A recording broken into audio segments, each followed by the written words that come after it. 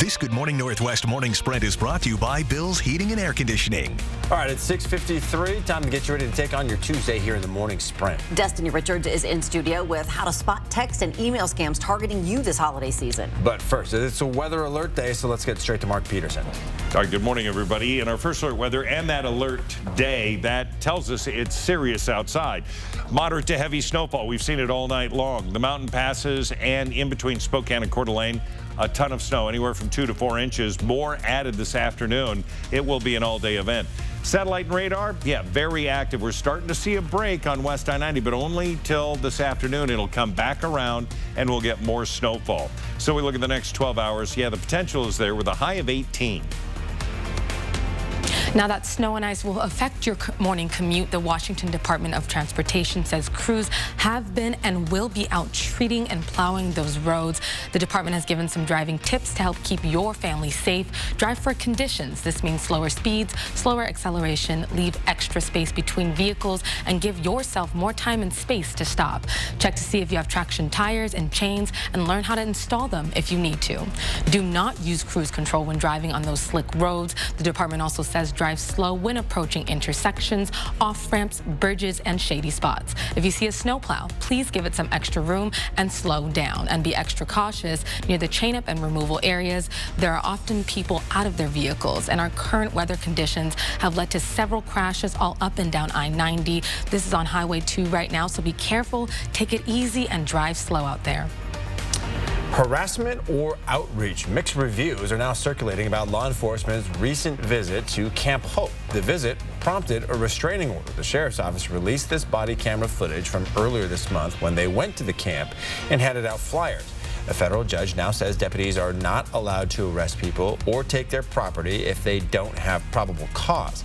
They also can't use technology to watch people at the camp without a warrant.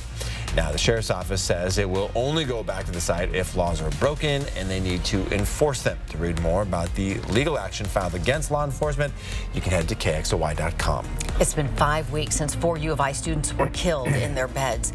Investigators say they have received more than 10,000 tips and leads, and a team will work through the holidays to try and track down the killer. If you have any information about the case, call the tip line 208-883-7180 or email them at this email address on your screen. People in Cheney have told us their packages have been piling up at the Cheney post office for the better part of December. They tracked their packages, saw they'd arrived at the post office, but were never delivered to their door. It's prompted many of them to flood the post office, hoping to pick up those packages in person. We're told there's been a sudden mail carrier shortage in Cheney. Those still at the branch are doing all they can, loading up mail trucks to the brim with packages and trying to deliver as many of them as possible. It is the time for holiday gifts and unfortunately holiday scams. Package delivery scams happen year-round, but you might see it a bit more frequently during the holidays. These messages, often include a link that you're urged to tap or click on because there's some kind of issue with your package or account, and more information is needed. Whether you're expecting a package or think it might be a gift from someone else, it can be tempting to click on the link, but don't do it. Think, don't click the link, delete the message, and you should be good to go. You also have the option of reporting the message by filing a claim with the Washington Attorney General's office. It could lead to an investigation into the scam. You can find more info about these holiday scams in this story on KXLY.com. In this weather, it doesn't take long for the cold to creep in and freeze your water pipes in your house. The president of Professional Piping Incorporated and a professional plumber, Whit Bindewald, says frozen pipes are avoidable. If you are leaving for the holidays, he recommends do not turn your thermostat down all the way and open up your cabinet so heat can get to your pipes. If something does freeze, he recommends not forcing it open. Washington Governor Jay Inslee and Attorney General Bob Ferguson are proposing 2 new gun safety measures to address what Inslee calls a gun violence epidemic. The first of what he calls common sense public safety measures would ban the sale of military-style assault weapons.